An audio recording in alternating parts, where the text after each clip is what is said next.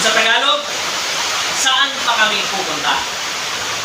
At yan ay binasa natin at nakita natin ang tekstong ating pinagkunan ng ating pag-aaralan ay sa Juan 6:65 hanggang 69 na binasa natin kanina. Alam niyo, ang mga tao sa ngayon ay napakalaking bagay ang pagkakatulad sa panahon ni Jesus Christ. Napakalaki ang pagkakapareho ng panahon ito sa panahon ni Jesus Christ. Naglalakad ang mga tao na hindi alam kung saan sila pupunta. At parang walang pakialam ang tao sa panahon na ito. Sa paglilibang lang pumupunta ang mga tao. Saan man nila gusto. At sila ay mga uri ng tao na naghahanap ng kasiyahan. Yun yung mga klase ng tao. Naghahanap lang ng kasiyahan. At siya ay katulad ni Adan. Noong iwan ni Adan ang Diyos sa Garden of Eden, iniwan niya ang Diyos para lang ipagpalit sa kagustuhan ng kanyang sarili. Yun ang ginawa ni Adan. He just simply leaves God out of the picture.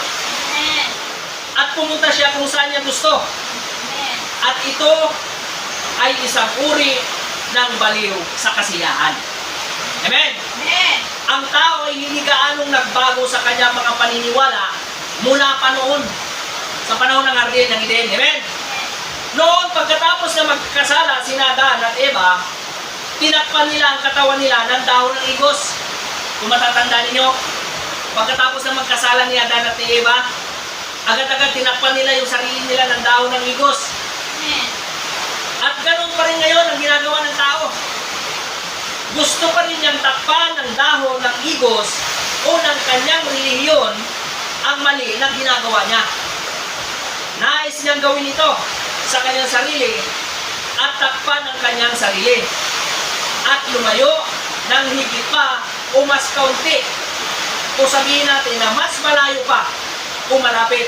Depende kung siya ay kontento na. Ibig sabihin, makasariling kakontentuhan yung ginagawa ng tao. Pinapaniwala niya ang kanyang sarili na siya ay kontento na. Alam niyo yung mga tao sa ngayon, pinapaniwala nila ng sarili nila na sila ay kontento na. Sa pamamagitan nung sila ay nagsasaya, pupunta sa ganito, makikipagsaya, makikipagparty. Tapos sinasabi nila, masaya na daw yung buhay nila, kontento na sila.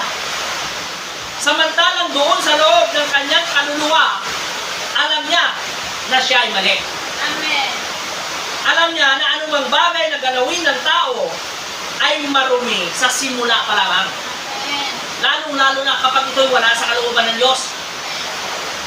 At hindi niya maliligtas ang kanyang sarili sa sarili niyang pamamaraan. Amen. Hindi yun magagawa ng tao.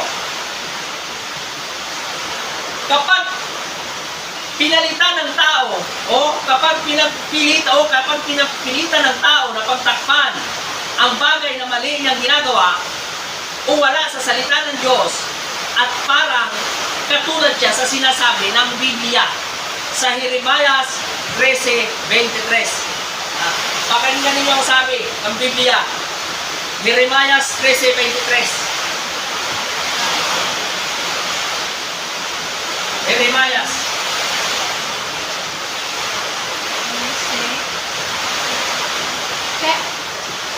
Jeremiah 13:23. Kaya bang baguhin ng isang Ethiopia ang kulay ng kanyang balat o maaalis kaya ng isang leopardo ang kanyang mga batik?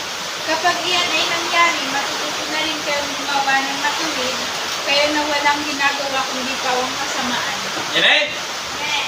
Kapag ginawa yun ng tao, lalo lang niyang pinapalinaw ang kanyang kasalanan.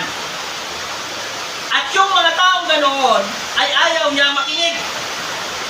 Siya ay paikot-ikot lang. Pero si Pedro, ng panahon na iyon ni Jesus, kakaiba ang kanyang sagot sa tanong ng ating Panginoong Hesus.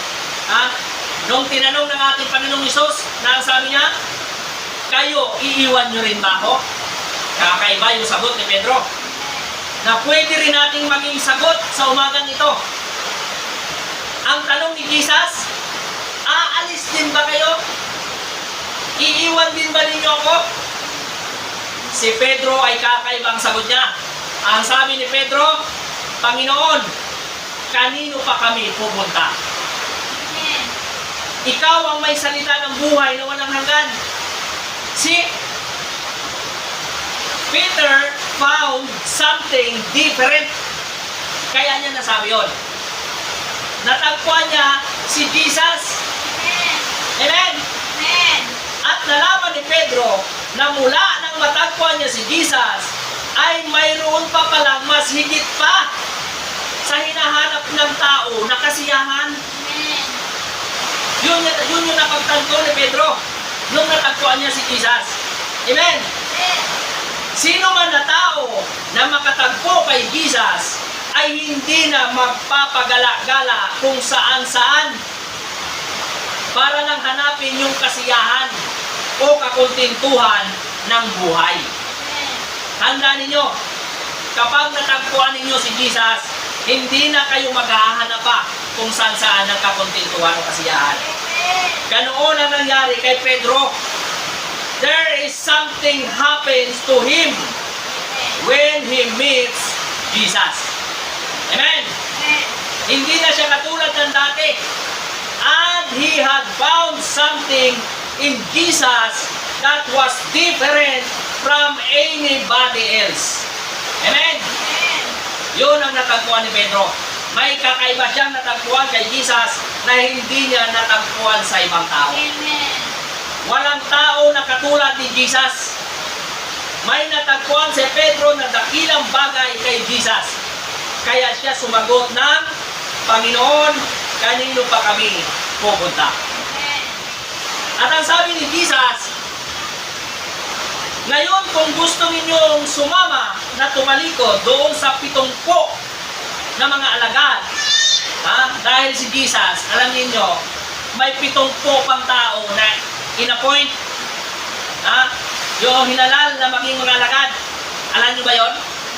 Hindi lang 12 yung hinalal ng ating Panginoong Kristo na maging alagad. Meron pa na 70. Basahin natin ang Lucas 10:1. Lucas 10:1.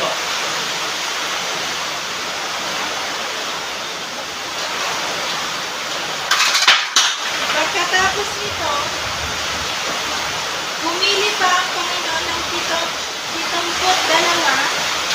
Sila ay sinugunan ng dala-dalawa sa bawat bayan at napupuntahan niya. Di ba? Ibig sabihin, may pinili pa ang ating Panginoong Kristo na 72. Amen.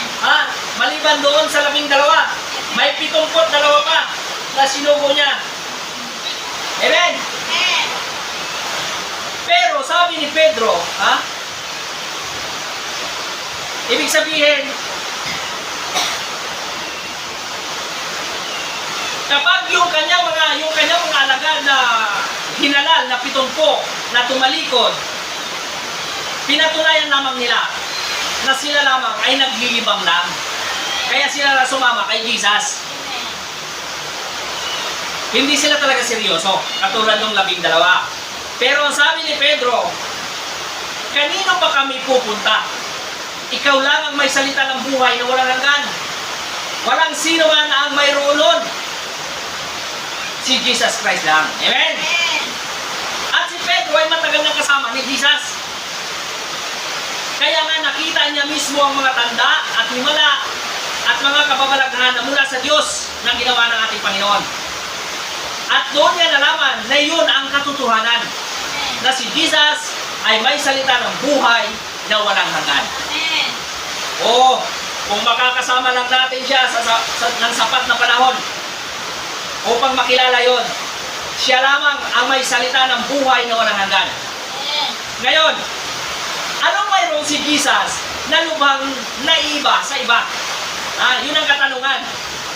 Ano bang mayroon si Jesus na lubhang naiba sa iba? Bakit siya kakaiba kaysa mga rabi? Alam niyo ba yung rabi? Nung panahon ng ating Panginoong Kristo, ang rabi, yun ay mga gurong Hudyo. Amen. Tagapagturo ng kautusan. Ang rabi ay pare. Siya ay guro. Isang scholar o nag-aral. nag-aaral ng tungkol sa kautusan o Biblia. Malamang, sa mundo ng edukasyon ay higit sila kaysa kay Jesus, yung mga rabi. O kung ang pag-uusapan siguro ay edukasyon, itong mga rabi na ito, mga guro na audio, mas lamang sila kaysa kay Jesus. Dahil wala tayong record na si Jesus ay pumasok sa anumang eskwelahan o natuto ng kahit ano mula sa tao. Hindi niya kailangan yun. Dahil siya ay anak ng Diyos. Amen? Ito ay hayag sa Kanya mula sa langit ang lahat ng bagay. Kung ano ang gagawin niya. Amen? At ang makalangit na kapangyarihan na ito ni Jesus ang nagdala ng ganong impresyon dito sa kanyang mga alagad. Hanggang sinabi ni Pedro, saan pa kami pupunta para matagpuan ito? At ito ay kasing totoo ngayong umaga.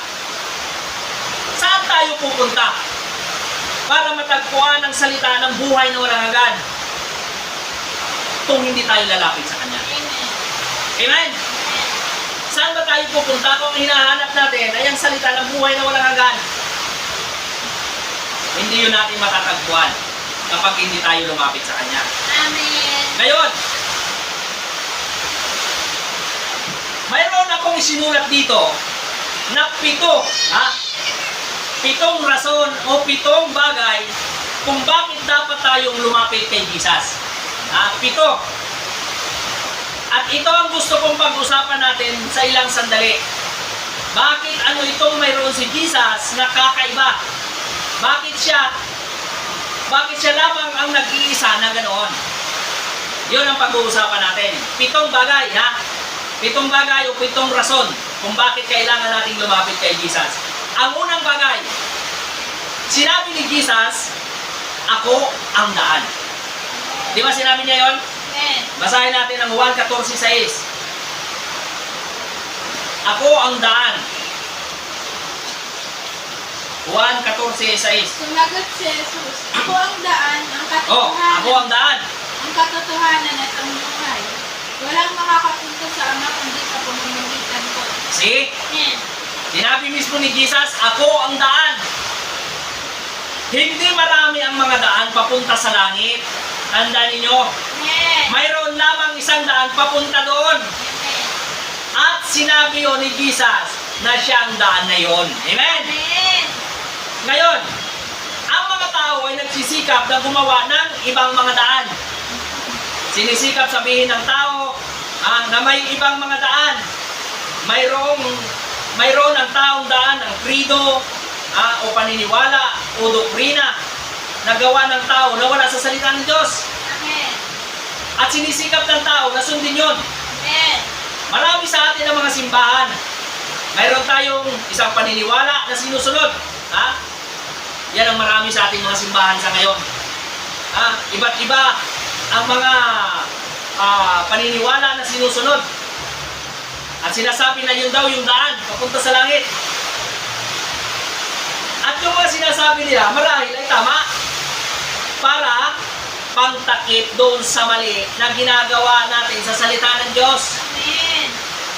But if you are going to heaven, you have to come by Jesus. Amen. Yun lang ang paraan. For He is the way. Amen? Amen. Walang ibang daan papunta sa langit. Only by Jesus. Amen. Mayroon tayong mga daan na tinatawag nating our denomination. Tanungin mo ang mga tao ngayon. Sabihin mo, ikaw ba ay Christian? Ang isasagot sa'yo, ako ay Methodist. Ako ay Baptist. Ako ay Presbyterian. Ako ay Pentecostal. Ako ay Catholic. Hindi yun yung tanong. To be a Christian, you have to be in Christ. Amen? Amen. At may isa lang daan para mapasa kay Kristo. At iyon ay hindi sa pamamagitan ng credo o paniniwala o doktrina ng simbahan o reliyon. Iyon ay sa pamamagitan ng bautismo ng banal na Espiritu. Amen. Kailangan natin na may panganak na muli sa Espiritu. At kapag tayo ay naipanganak na muli sa Espiritu, doon tayo mapapa sa kay Kristo. Amen? Ikaw ay nasa tamang daan na. Dahil siya ang daan. Yun ang sabi niya sa binasa natin. Amen? Kung naalala ninyo sa Biblia, may talinghaga si Jesus na sinabi. Naalala niyo ba yung talinghaga tungkol doon sa isang hari na naghanda ng piging sa kasalan ng kanyang anak na lalaki? Alam ko na sobrang pamilyar ito sa lahat ng nagbabasa ng Biblia. Yung sa Matthew chapter 22, verse 10 to 14. Mateo 22, 10 hanggang 14. Pumunta nga sa mga lansangan ng mga lingkod at isinama nila ang lahat ng kanilang natagpuan. Masasama't mabubuti at napuno ng mga panauhin ang bulwagang pangkasalan. Pumasok ang hari upang tignan ang mga panauhin. Nakita niya ang isang taong hindi nakadamit pangkasalan. Tinanong niya ito, "Kaibigan, bakit ka pumasok dito nang hindi nakasuot ng damit pangkasalan?" Hindi nakasagot ang tao. Kaya't sinabi ng hari sa mga lingkod, "Talian ninyo ang kanyang kamay at paa at itapon siya sa kanilinan sa labas. Doon mananangis siya at magagalit ang kanyang mga ngipin." Pagkatapos nito, sinabi ni Jesus, "Marami ang tinatawag, ngunit kakaunti ang pinili." Amen. Amen. Diba? Naalala niyo yung kalinghagan niya ng ating Panginoong Jesucristo, yung mayroong isang hari na naganyaya sa kasalan o sa piging ng kanyang anak na lalaki. Amen. At nung nandun na yung mga tao sa kasalan, biglang pumasok yung hari. At meron siyang napansin na isang lalaki na hindi nakasuot ng damit pang kasalan. Sinitain nitong hari yung lalaki na hindi nakasuot ng pagkasalan. Napansin ba ninyo ang sabi ng Biblia? Hindi nakasagot yung tao nung sinita siya ng hari. Wala siyang may katwiran sa hari dahil hindi siya nakasuot ng pangkasalan na damit. Ngayon, kapag napunta kayo sa mga bansa sa silangan, makikita ninyo kapag pumunta kayo sa mga kasalan, hindi nagbago yung kultura nila pagdating sa kasalan. Sa loob ng ilang libong taon, ganun pa rin yung kanilang kultura sa kasalan. Ngayon, kapag mayroong kasalan doon sa silangan, sa mga bansang nasa silangan, ang lalaking ikakasal ang maghahanda ng mga damit na isusuot ng mga tao na dadalo sa kasalan. Yun yung kultura nila. Dahil ang kanyang mga kaibigan na imbitahan ay may mahirap, may mayaman. Pero lahat ng kanyang inimbitahan ay bibigyan ng imbitasyon. At sa imbitasyon na ito ay mayroong nakasulat na pangalan ng lalaking ikakasal.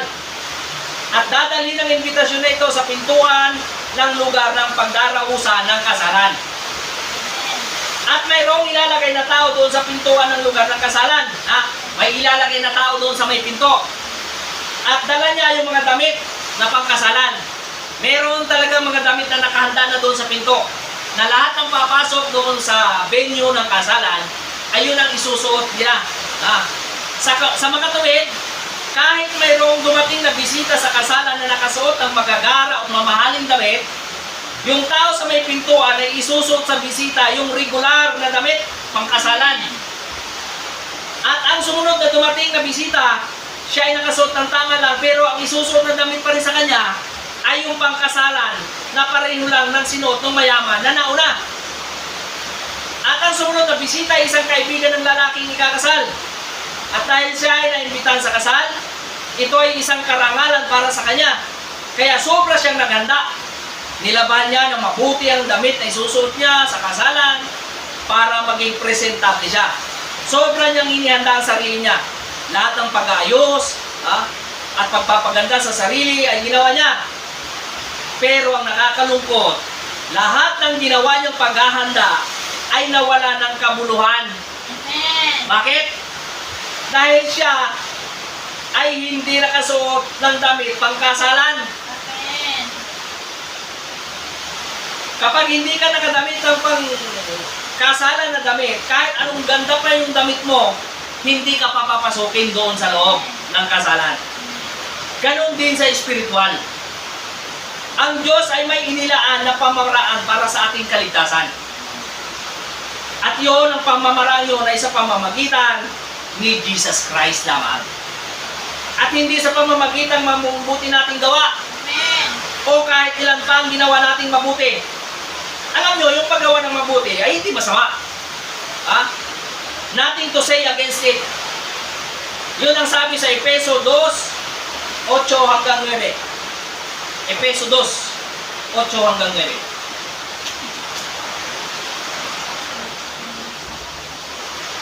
Sapagkat dahil sa kagandahang loob ng Diyos, kaya ay naligtas sa pamamagitan ng pananampalataya, at ito'y kaloob ng Diyos at hindi mula sa inyong sarili.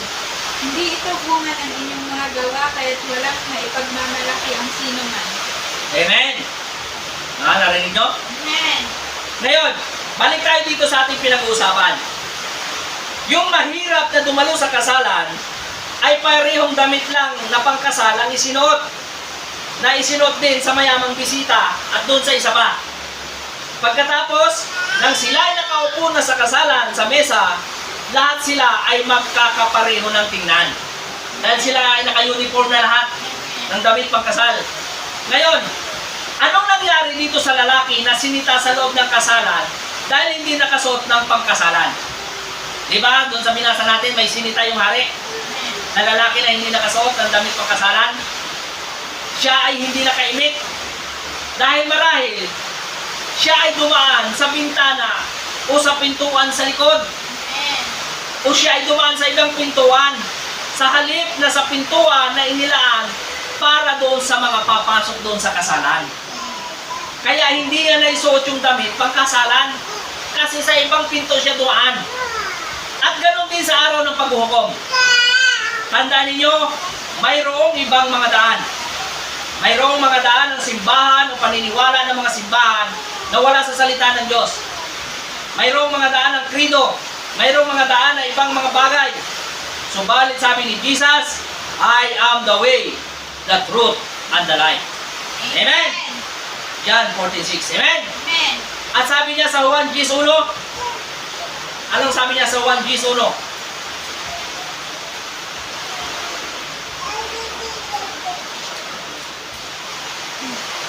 Tandaan ninyo ito, ang pumapasok sa kulungan ng mga tupa nang di sa pinto nagdaraan, kundi umaakyat sa di dapat pagdaraanan, ay magnanakaw at tunisan. Amen!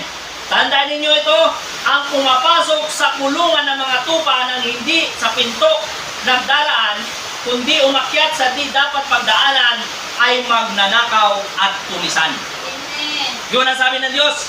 Kapag tayo ay dumaan doon sa hindi tamang daan na inilaan ng Diyos, tayo daw ay tulisan o magnanakaw.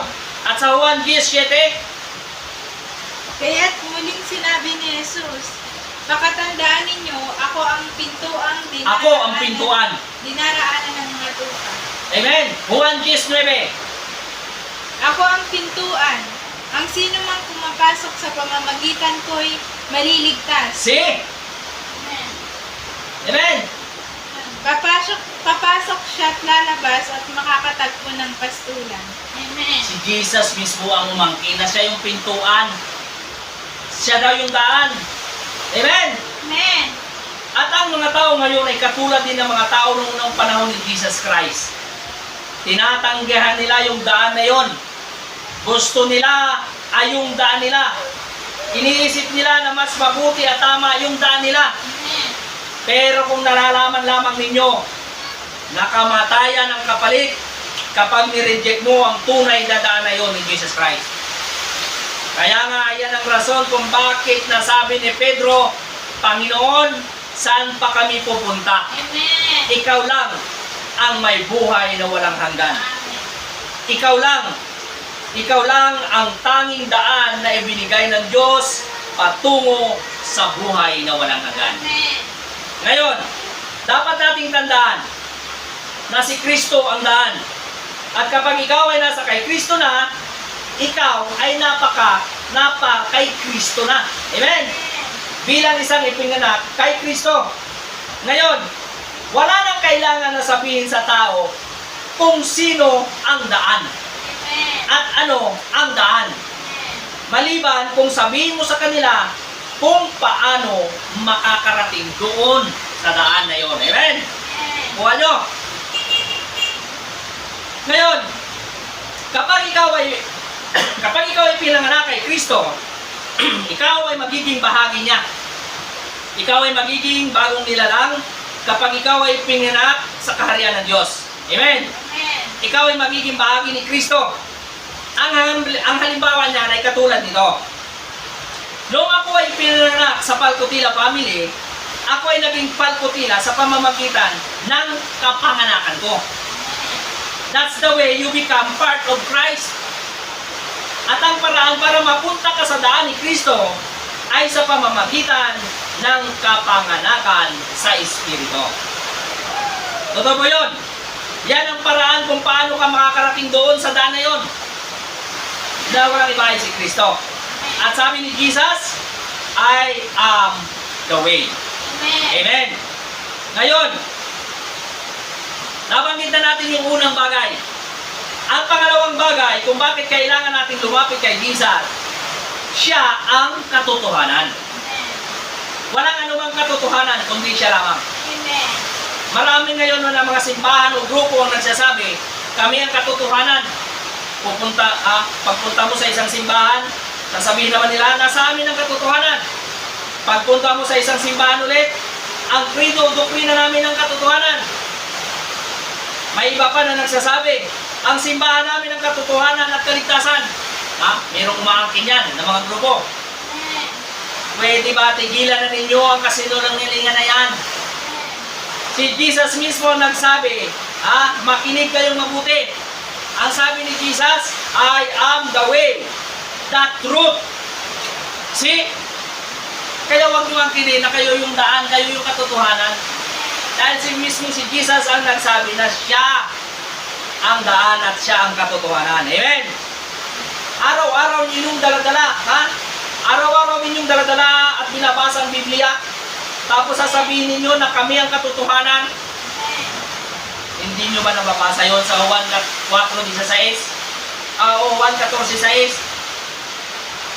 So, you cannot have truth till you have Jesus. Yan po ang totoo. Paano ka makakarating kay Jesus?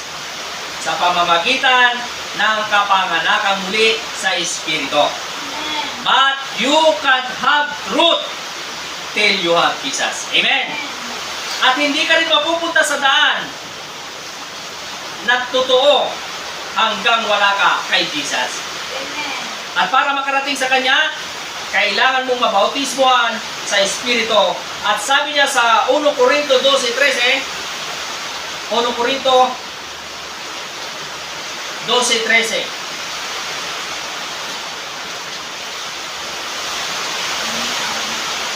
Corinto 12:13. Maging Hudyo o Hintil, alipin man o malaya, tayong lahat ay binautismohan sa pamagitan ng isang Espiritu upang maging isang katawan. Tayong lahat ay pinainom sa isang Espiritu. Amen?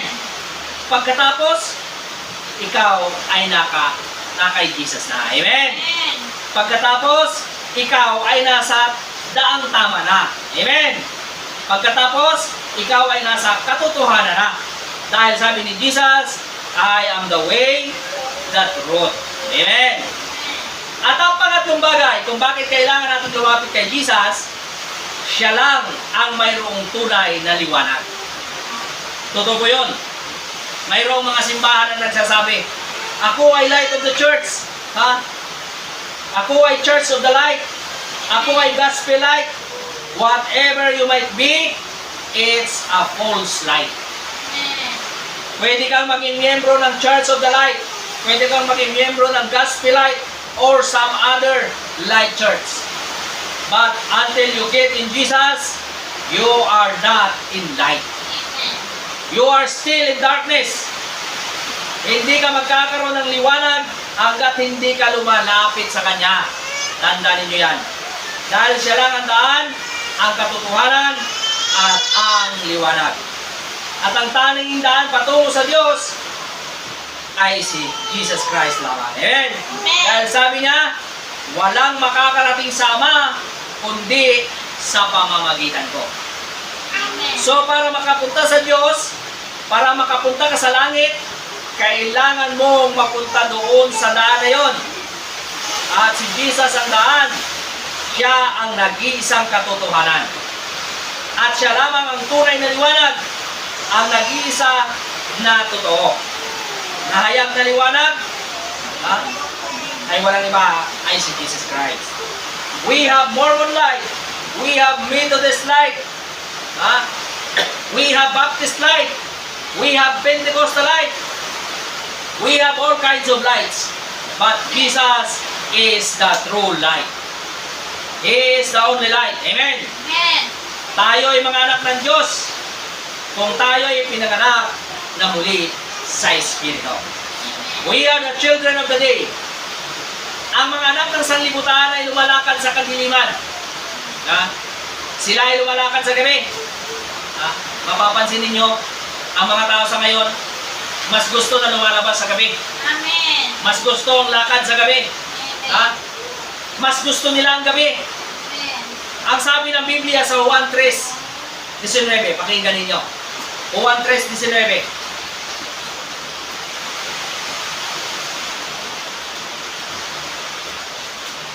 Juan 3:19. Ganito ang paghatol ng Diyos. Naparito ko sa libutan ng ilaw, ngunit inibig pa ng mga tao ang dilim kaysa liwanag. Amen? Sapagkat masasama ang kanilang mga gawa. Amen? Ang sabi ng Biblia, naparito sa sanlibutan na ang liwanag, pero mas gusto ng mga tao ang dilim. Amen. Ang Ebanghelyo ay nagsimulang magdiwanag. Bawat gawa ng dyablo ay lalayas at magtatago. Amen? Amen. Kapag ikaw ay naglalakad sa ilalim ng ilaw ng gabi, tandaan ninyo, kapag ikaw ay naglalakad sa gabi na may ilaw, ikaw ay naglalakad sa ilalim ng artificial na ilaw lamang. Dahil doon sa kuryente, Amen. kaya ka mayroong ilaw. Pero mayroong isang totoong liwanag. Alam niyo ba kung ano yung totoong liwanag? Yung liwanag ng araw. Amen. Yun yung totoong liwanag. Dahil yun yung ginawa ng Diyos talaga na liwanag. Amen. At sa spiritual, ay mayroong isang totoong Kristiyanong liwanag. At iyon ay ang liwanag ng anak ng Diyos. Amen. Si Jesu Kristo. Amen? Amen. Siya lamang ang totoong liwanag. Lahat ng tandaan ninyo, ang lahat ng buhay ng mga halaman ay galing sa sikat ng araw. Hindi mabubuhay yung mga halaman na wala ang sikat ng araw. Ngayon, may ibang mga tao, kung mapapansin ninyo, may mga ibang tao na ayaw maglakad sa ilalim ng sikat ng araw. Gusto nila ay nasa loob lang sila ng bahay. At sasabihin nila, lalabas lang ako ng bahay kapag madilim na at wala nang sikat ng araw. Ibig sabihin, tinanggihan niya yung malaking may tutulong sa katawan niya ng sikat ng araw. He certainly misses the life-giving rays that the sun gives. Amen. Hindi niya nakita ang kagandahan na pinapakita ng araw at ang buhay na dala nito. Amen. At ganun ding sitwasyon na nangyayari sa isang lalaki at babae na nagsisikap na makapunta sa langit sa pamamagitan ng krido o paniniwala ng simbahan na wala si Jesus. You can't do it. He is the way, the truth, and the light. Amen? Amen. The sun, o yung S-U-N na sun, brings forth all plant life. Yung araw daw, ay siya yung nagbibigay ng buhay sa mga halaman. Amen. Pero yung sun na S-O-N brings forth eternal life. Amen. Amen? Amen. Yung sun o yung anak ng Diyos, ang hatid naman ito at ang binibigay nito ay yung walang hanggang liwanag. Amen? Siya lamang ang may walang hanggang liwanag. Amen. That's why we should come to Him. Amen. At hindi tayo makakalapit kay Kristo sa pamamagitan lamang ng simbahan. Hindi tayo makakalapit kay Kristo sa pamamagitan ng krido o paniniwala ng simbahan. We only can come to Him and find eternal life. Siya lamang. He alone. Amen? Amen. Kaya ang kahulugan ng sagot ni Pedro, yung sagot ni Pedro na saan pa kami pupunta, Panginoon? Ang kahulugan noon, ikaw lamang ang mayroon nito. Amen. Yan ang rason kung bakit kami nandito. Amen. Kaya kami lumapit sa iyo para matagpuan yun. See? Amen. And when the Son of God shines upon a heart, eternal life comes to existence. Amen? Amen. I am the way, I am the truth, I am the light. Amen. Mayroon ng tatlong rason kung bakit kailangan natin lumapit sa Kanya. Amen. Amen? Tatlo na ha? Meron na tayong tatlo. Ang pang-apat. Ang pang-apat ay si Jesus ang tanging ligtas na pundasyon Amen. na maaaring itayo sa anumang bagay. Totoo po yun. It's the only foundation that can be built upon. All other foundation is sinking sand. Ang sabi sa awit 62, 6-8, awit 62. Anong sabi sa awit 62? 6-8.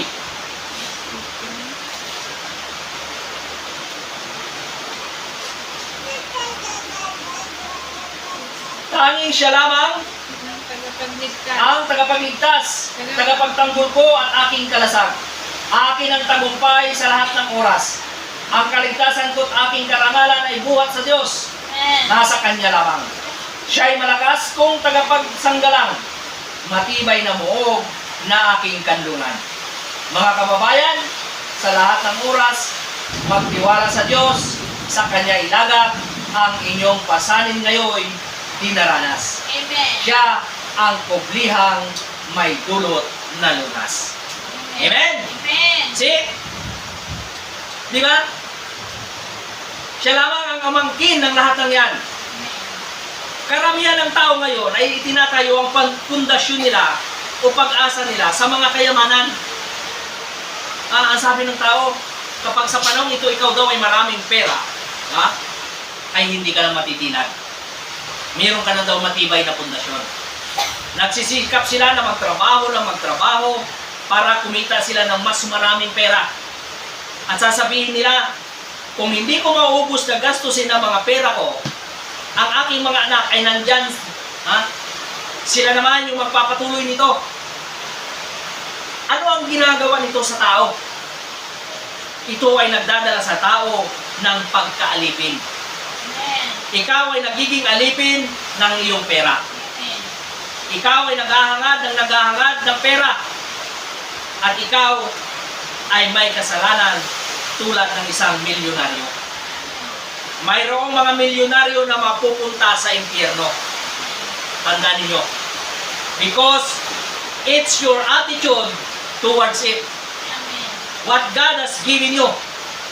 Amen? Amen. Now, if you build it upon riches, it will fall. Kapag ang pundasyon mo ay tinayo mo sa iyong kayamanan, magbabagsak yan pagdating ng panahon. Amen. Ang mundong ito ay mayroong dakilang bagay na gustong itayo. Ito ay nagsisikap na itayo ang pundasyon nila sa popularidad o kasikatan. Gusto ng mga tao na maging sikat. Tingnan ninyo mga kabataan, babae at lalaki sa ngayon. Pinipilit nilang gayahin ang mga artista sa telebisyon. Pinipilit ng mga kabataan na gayahin ang mga artista sa pelikula. Ipagaya mo sa kanila ang mga trending sa TikTok, sa Facebook. Ang dali nilang makuha. Amen. Pero ipamemorize mo ang isang verse sa Biblia, hirap na memorize. Amen. Yan yung katotohanan. Amen. Pagsuotin mo ng damit na nararapat sa babae na sinasabi ng Biblia, mag-aalburuto. Nakikipagtalo pa sa magulang. Kaya minsan nag-aawa yung anak at yung magulang dahil lang doon sa pagsuot ng damit. Mas gustong isuot ng mga kabataan ngayon yung uso. Yung kapiraso na lang ng damit. Amen. Yun ang gusto nilang isuot. See? Amen. Ano ang nagagawa nito sa tao? Humahantong ito sa isang nasirang buhay ng kaguluhan. Amen. Ito ay katulad ng pinaggapasan at dayami na walang saysay. Amen. Nakakita na kayo ng dayami? Yung dayami wala ng pakinabang, Amen. wala na siyang gamit, Amen. at susunugin na lamang. Ganon din yung ginagawa ng tao sa ngayon. Susunugin lamang yung mga bagay na yan sa araw ng paghukom. Jesus is the only foundation, the only sure foundation. Iyan ang rason kung bakit kailangan nating lumapit sa Kanya. Walang sino man ang mayroon ng pundasyon na yon. Ang kayamanan ay wala nito. Ang kasikatan ay wala nito. Marami sa atin, kapag araw ng linggo, ay kung ano-ano ang ginagawa. Amen. Nagtatrabaho, kailangan gawin ang ganito, kailangan gawin ang ganoon, namamasyal, magiinuman. Ano ang ginagawa ninyo? Naisip ba ninyo kung ano ang inyong ginagawa? Yung pinagsisikapan ninyo ay mawawasak at magkakapira-piraso. Amen. At malapit na. Malapit na yang mangyari. Ang pundasyon na inyong itinatayo ay mistulang bumuhong buhangin. Amen. Many of us building upon education. School is alright. Yung pag-aaral ay hindi masama. Kung nasa tamang lugar nito. Amen. But it will never take the place of Christ. No, sir. Education is alright. Ito ay nakakatulong para tayo hindi maging mangmang. But we want education in its place. Amen? Amen. Pero ang problema sa panahon ito ay we try to educate our pulpit. At kapag ginagawa natin yon, ang tinatahak natin ay daan palabas. At si Kristo ang pundasyon na yon. At ang daan na yon. But when we put education on it, education leads to the demon of education. Amen. At ang demonyo na iyon ng edukasyon ang magdadala sa iyo, sa isip mo na kapag ikaw ay may mataas ng edukasyon, mataas ng pinag-aralan, yung demonyo ay papasok na doon sa isip mo, sa utak mo. Sasabihin mo, alam ko ang lahat dahil may mataas akong pinag-aralan.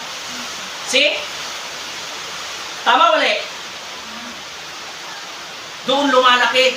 Doon pumapasok sa ulo ng tao kapag siya may mataas ng pinag-aralan. Pagkatapos ikaw ay hindi na maniniwala sa Diyos, tatanggihan mo na si Kristo. Tingnan ninyo yung mga may mga pinag-aralan o may mataas na pinag-aralan o may mga mataas na edukasyon. Bihira sa kanila ang nagpapakumbaba. Amen. Personal experience ko yan. Amen. Hindi ako against sa education. Sinasabi ko lang ang katotohanan. So, you can build upon the foundation of education pagdating sa spiritual. Amen. Ang sabi ng Biblia sa 1 Corinto 3:9, 1 Corinto 3:9, Kami kapwa manggagawa ng Diyos at kayo ang kanyang bukid. 1 Corinto 3:19, 1 Corinto 3:19. Sapagkat ang karunungan ng sanlibutan ito ay kamangmangan sa paningin ng Diyos. Gaya ng nasusulat, ginagamit niya ang katusuhan ng mga marurunong para mabitag sila. Ang karunungan ng sanlibutan ito ay kamangmangan sa harapan ng Diyos. Amen? At sa mga ngaral, 8:1, mga ngaral,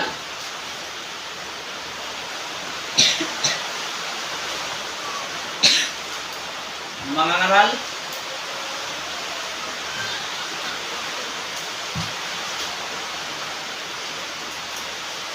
Mga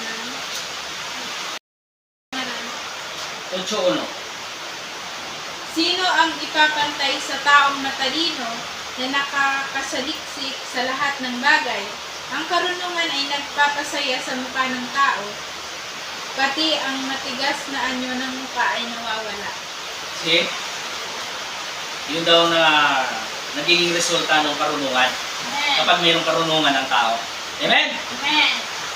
Hindi rin natin pwedeng itayo ang pundasyon sa kapangyarihan ng politika. Amen. Mayroon lang isang pundasyon. At ito ay itinayo sa pamamagitan ni Kristo. Amen. Ang daigdig na ito ay hindi na kailangan magtayo ng iba pang pundasyon. Subalit dapat si Kristo lamang. Amen? Amen. Walang ibang pundasyon na makakadala sa iyo sa langit.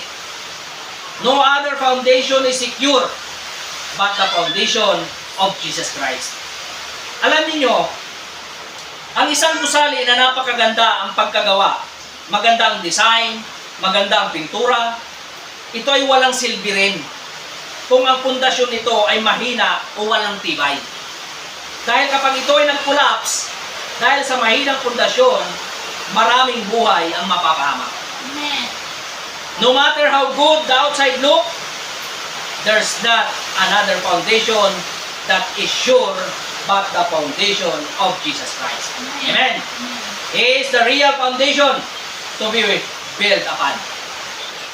Alam niyo, sa bansang Mexico ay napakaraming magagandang mga building dahil sila ay kumukuha ng mga modernong arkitekto para gumawa ng magaganda o gumawa at magpaganda ng kanilang mga gusali. Kaya marahil ay isa sila sa bansa na may pinakamagagandang gusali. Pero alam ba ninyo, ang kanilang mga gusali ay nagsisimulang abandonahin ng mga nakatira. Dahil ito daw ay mahina ang pagkatayo. Dahil ang mga nagtayo nito ay nabigo, na humukay ng malalim na pundasyon hanggang abutin nila yung bato sa ilalim ng lupa. Ang matibay na pundasyon ay yung kapag hinukay mo ng malalim at inabot mo na yung bato sa ilalim. Yun daw yung magpapatibay ng pundasyon. Dahil doon kakapit yung pundasyon ng gusali. At yun din ang bagay na nangyari sa ating mga simbahan sa ngayon.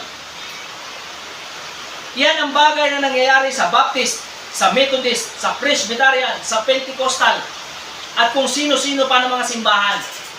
Kailangan nating maghukay ng malalim o kailangan nating magsaliksik ng malalim bilang mga individual. At hindi tayo dapat nakadepende lamang sa ating mga simbahan. Amen. Kung ano ang sasabihin o iuutos ng simbahan, ay yun lang ang ating susundin at paniniwalaan. Suriin natin sa banal na salita ng Diyos kung ito ba ay nandoon. Amen? Amen. Kailangan natin maghukay ng malaliman hanggang mahukay natin yung bato na yon na sinasabi ni Jesus sa Matthew chapter 16 verse 18. Pakinggan niyo sabi ni Jesus doon sa bato na yon na kailangan mahukay ng mga nagtatayo ng gusali. Matthew 16:18. At sinasabi ko sa iyo, ikaw ay Pedro, at sa ibabaw ng batong ito ay itatayo ko ang aking iglesia, at ang kapangyarihan ng kamatayan ay hindi magtatagumpay laban sa kanya. Amen.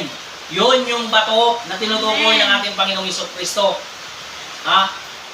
Walang iba, yung makalangit na pangunawa o kapahayagan. Amen. He is the only true foundation. Totoo yun. At ang panglima, kung bakit dapat tayong lumapit kay Jesus, siya ang tanging tagumpay at ligtas na kaligayahan at kapayapaan. Amen. Yan ang rason kung bakit kailangan natin na lumapit sa Kanya. Marahil ay pagtatawan ninyo ang sinasabi ko na ito. Pero wala nang iba pang kapayapaan at iba pang kaligayahan na tulad ng paglapit kay Jesus Christ. Amen. Wala nang iba. Wala nang hihigit pa doon. Amen? Amen. May mga tao kung makikita, may mga tao kang makikita na sila ay nagsasaya kapag nandoon sila sa mga party. Sila ay nagsasaya kapag nandoon sila sa inuman, sa mga bagay sa sanglibutan. Pero kapag mag-isa na sila, tanungin mo sila kung totoong masaya ba sila. They are not. Amen. Amen? Amen. Parang sila ay nag-drawing lang ng apoy para magpainit. Amen. Ang halimbawa noon ay kapag ikaw ay nilalamig, gusto mo magpainit sa apoy, ikaw ay nag-drawing ng apoy para ikaw ay mainitan. Amen. Hindi ka mainitan ng apoy, na-drawing lang. Amen? Amen. Kailangan mo ng totoo at tunay na apoy. See? Kuha nyo, point ko? Amen. Tingnan ninyo ito. Lahat sa inyo na nakikinig ngayon at kayo na narito sa umagang ito, marahil sa oras na ito, kayo ay malusog. Wala kayong sakit. Ang pamilya mo na kasama mo ay malusog. Paano kung yung magulang mo na hindi mo kasama ngayon, malalaman mo ba kung ang tatay mo ay mamamatay ngayon? O ang nanay mo ay mamamatay ngayon? Malalaman mo ba kung ang isa sa mga anak mo na wala sa tabi mo ay mapapatay o hindi? Malalaman mo ba na ang isang bagay ay mangyayari o hindi? Malalaman mo ba na paglabas mo, pag-alis mo dito sa lugar na ito, ay pwede kang bumagsak at atakihin sa puso? Hindi mo yun alam. So, walang kaligayahan na walang hanggan kapag wala ka kay Kristo. Amen. Amen? Amen. Iyan ang rason kung bakit kailangan natin lumapit sa Kanya. Para magkaroon tayo ng kaligayahan o kapanatagan na walang hanggan. Amen? Amen. Pwede kang maglasing na maglasing at magpakasaya hanggat gusto mo. Pwede kang magkaroon ng mga luho. Pwede kang magkaroon ng mga bagay sa sanlibutan. But they are not successful happiness. Amen. Walang pwedeng magbigay ng kapayapaan tulad ng kapayapaan kay Kristo. Siya ay nagbigay ng kapayapaan o siya ay nagbibigay ng kapayapaan. Kapag ang isang tao ay nagsabi, pakinggan ninyo, kapag mayroong isang tao na nagsabi na meron na akong kapayapaan, sigurado ako, ang taong yon ay mayroon ng Jesus sa buhay niya. Amen. Dahil kapag mayroon ka ng tunay na kapayapaan, mayroon ka ng Jesus sa buhay mo. Amen. Kapag wala kang Jesus sa buhay mo, hindi mo alam ang kahulugan ng kapayapaan sa buhay Amen. hanggat hindi ka lumalapit sa Kanya. Amen? Amen. Makakakita tayo ng mga tao, mga tanyag o sikat, mga hari, presidente, mga mataas ang katungkulan, mga dakilang tao, mga artista. Alam ninyo, hindi sila payapa. Amen. Tingnan ninyo sila. Pagmasdan ninyo ang kanilang mga mata ng ilang minuto, sila ay balisa. Amen.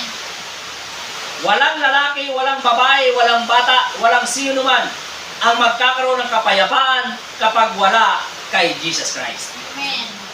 Yan po ang katotohanan. Ang sabi ni Jesus Christ sa Juan 14:27, Juan 14:27,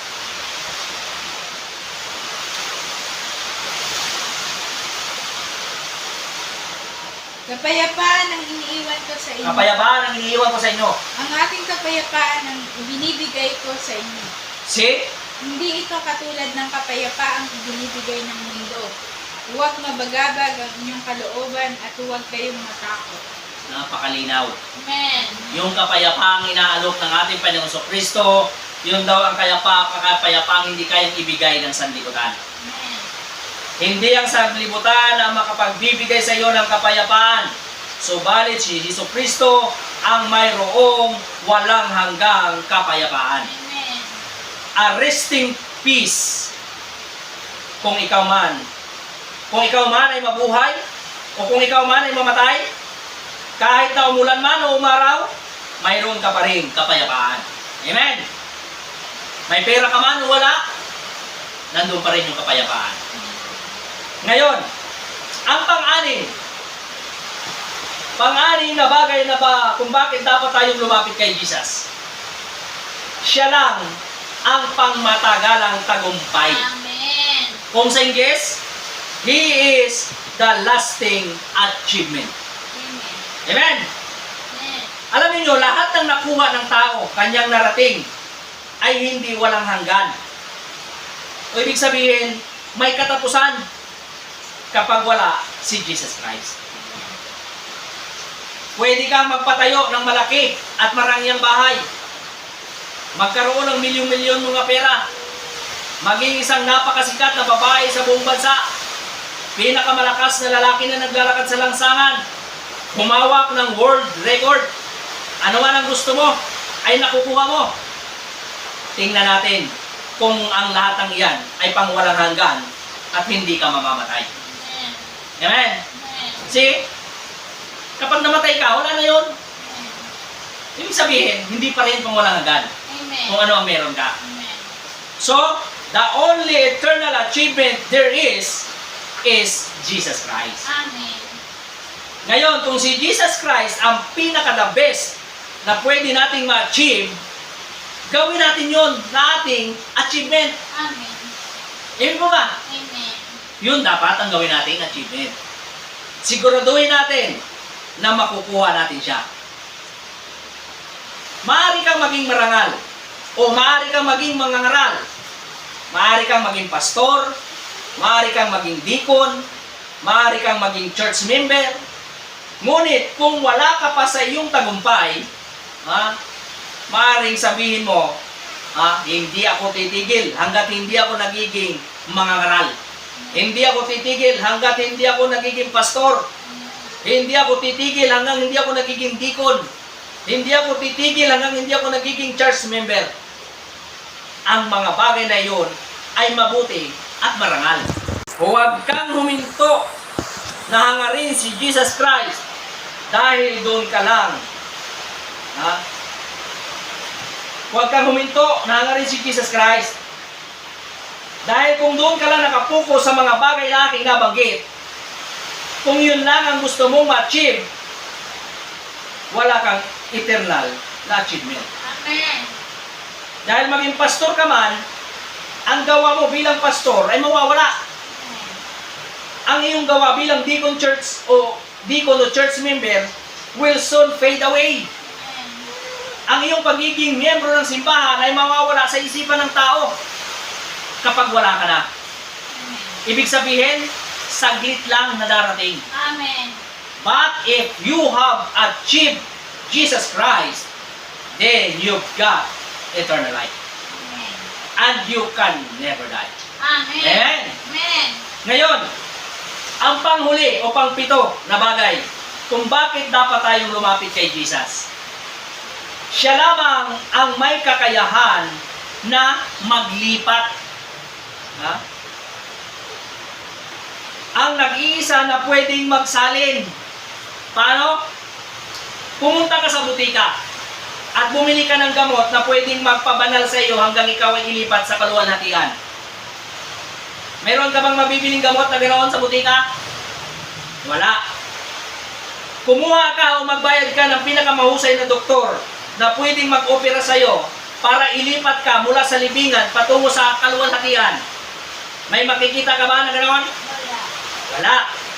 Kumuha ka man ng pinakamatalino at edukado na arkitekto na pwede magtayo ng tower na tulad ng Tore ng Babylonia. Ito ay guguho din tulad ng nangyari sa Tore ng Babylonia. Amen. Subukan mong pumunta sa ibang daan at maghanap ka kung may makikita ka. Yaong mga kay Kristo lamang, yaong mga kay Kristo lamang ang dadalhin ng Diyos na kasama niya. Amen. Yan ang sabi sa 1 Tesalonica 4:14. 1 Tesalonica 4:14.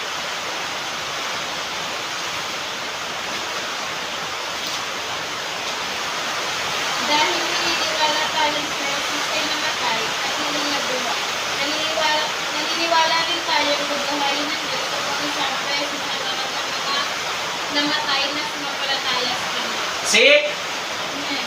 Siya lang ang nag-iisang paglipat. Ang nag-iisang paglipat na mangyayari mula sa lupa patungo sa kaluwalhatian ay sa pamamagitan ni Jesucristo. Amen.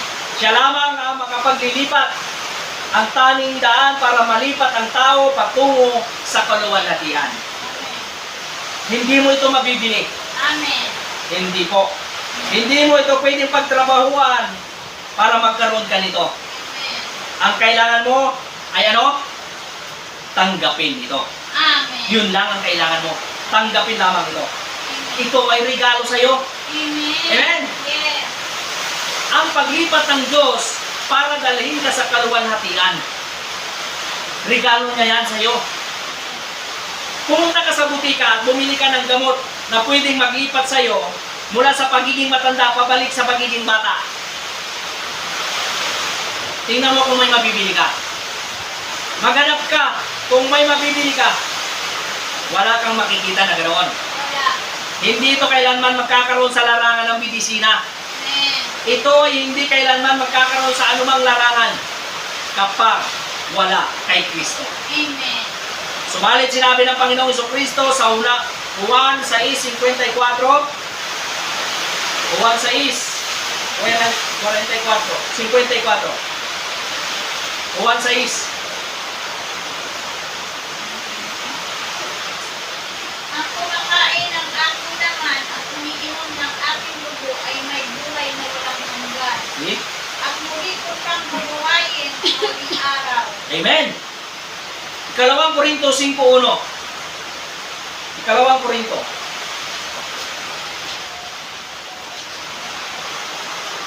Alam namin kapag nasira na ang toldang tinatahanan natin ngayon, ang ating katawang lupa, kami may tahanan sa langit na hindi kailanman nasisira.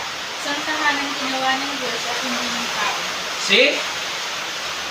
He is the only one has eternal life. He is the only one has happiness. Amen. Maaari ko din bang sabihin ito sa inyo? Sa Kanya lamang ang tanging lugar na pwede mong puntahan kung saan ay makikita mo siya.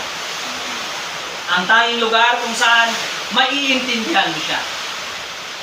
Yun ay kapag nakarating ka sa Kanya. Amen.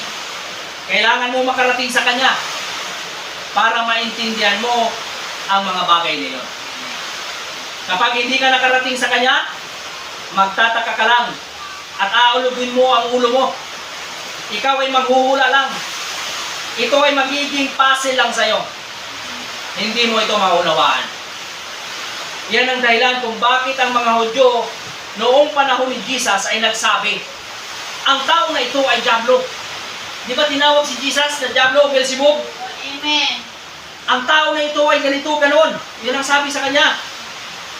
Ang dahilan kung bakit nila yun nasabi. Dahil hindi sila nakalapit kay Jesus. Amen. Spiritually speaking. Amen. Hindi nila tinanggap si Jesus bilang daan. Hindi nila tinanggap si Jesus bilang isang katotohanan. Hindi nila tinanggap si Jesus bilang isang liwanag. Bilang isang pundasyon. Bilang pasimula at wakas. Bilang Alpha at Omega. Lahat ng ibang mga bagay na ito. That He is. He is all in all. Amen. Amen. Iyan ang rason kung bakit hindi nila naunawaan si Jesus nung nakita nila siya. Kaya tinawag nila si Jesus na demonyo o Beelzebub. Amen. Ang sabi ni Jesus sa Matthew chapter 12 verse 31 to 32, Matthew chapter 12, 31 to 32. Kaya't sinasabi ko sa inyo, mapapatawad ang anumang kasalanan at paglapastangan, ngunit hindi pa patatawarin ang paglapastangan sa Espiritu Santo. Sino mang magsalita laban sa anak ng tao ay patatawarin, ngunit sino mang magsalita laban sa Espiritu Santo ay hindi patatawarin, maging sa panahon ito o sa panahon darating. Amen. At sa Juan 14:7, Juan 14:7.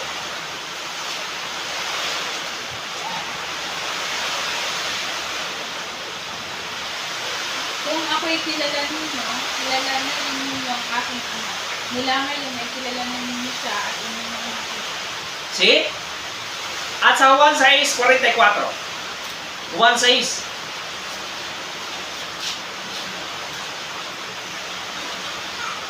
Juan 6:44. Walang makakalapit sa akin, malibang dalhin siya sa akin ng Ama. na nagsugo sa akin. At ang lumalapit sa akin ay muli kong bubuhayin sa uling araw. Amen.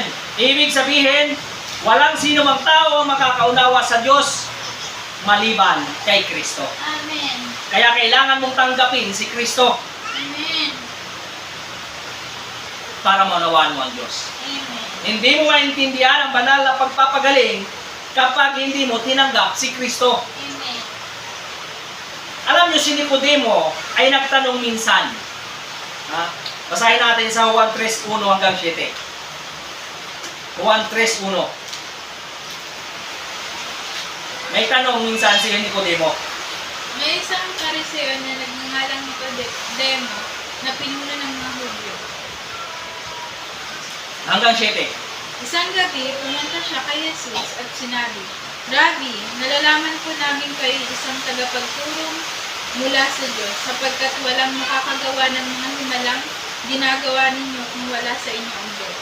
Sumagot si Jesus, tandaan mo ang sinasabi kong ito. Malibang ipanganak na muli ang isang tao, hindi niya makikita ang paghahari ng Diyos. Paanong maipapanganak pang muli ang isang taong matanda na? Makakapasok pa ba siya sa sinapupunan ng kanyang ina para muling ipanganak? Tanong ni Nicodemo. Sagot naman ni Jesus, tandaan mo ang sinasabi kong ito. Malibang ang isang tao ay panganak sa pamamagitan ng tubig at ng Espiritu, hindi siya makakapasok sa kaharian ng Diyos. Ang taong ipinanganak sa laman ay laman, at ang ipinanganak sa Espiritu ay Espiritu. Huwag kang magtaka sa sinabi ko sa iyo. Kayong lahat ay kailangang ipanganak na muli. Amen. To be born again, you've been filled with God's Spirit. Amen. Then you are in Christ. And when you are in Christ, the Holy Spirit that wrote the Bible, that manifested Christ, is in you. Amen. Amen. To recognize His own self. Amen. Kaya dapat na lumapit ka sa Kanya. Amen. Amen. Amen. Ngayon sa pagtatapos. Kaibigan, hayaan mong kumbinsin kita sa umagang ito. Kung ikaw ay wala pa kay Kristo, kung gusto mo ng siguradong pundasyon, kung gusto mo ng siguradong daan at katotohanan, kung gusto mo ng liwanag, tanggapin mo si Jesus Christ bilang iyong personal na tagapagligtas at mapuno ka ng kanyang Espiritu. Pagkatapos, kapag ang kanyang Espiritu ay kumikilos na, makikilala mo na ang kanyang Espiritu. Amen. Noong ang mga Pariseo at Saduceo ay tinawag si Jesus na Diablo o Beelzebub, wala tayong magagawa doon.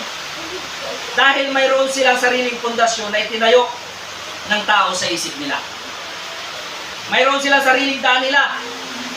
Pero tandaan ninyo ang sabi ng Biblia, sa mga taong nag-iisip na kanilang tinatahak na daan ay tama,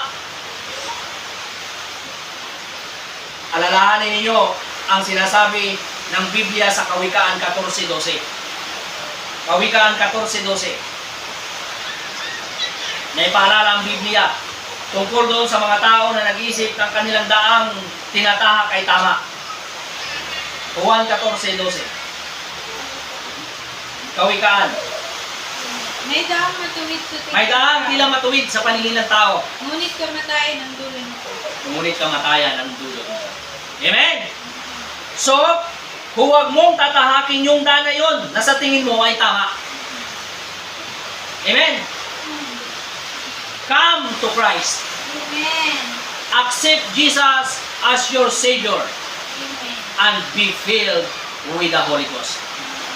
Pagkatapos, kapag ang banal na Espiritu ay nagsimulang kumilos sa inyo, makikilala mo ito. Ganoon ang paraan din kung paano gumaling sa karamdaman. Kilalanin mo muna yung nagpapagaling kung sino siya. Amen. And Jesus Christ is the healer.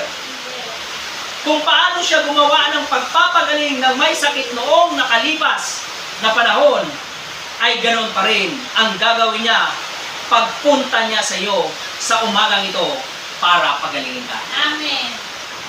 That was Jesus yesterday. And that is Jesus today. Amen. Ang paraan para makarating sa Kanya ay ang tanggapin siya. Amen. Jesus is the way, not the church. Jesus is the truth, not the church. Amen. Jesus is the light, not the church. Jesus is the foundation, not the foundation of the church.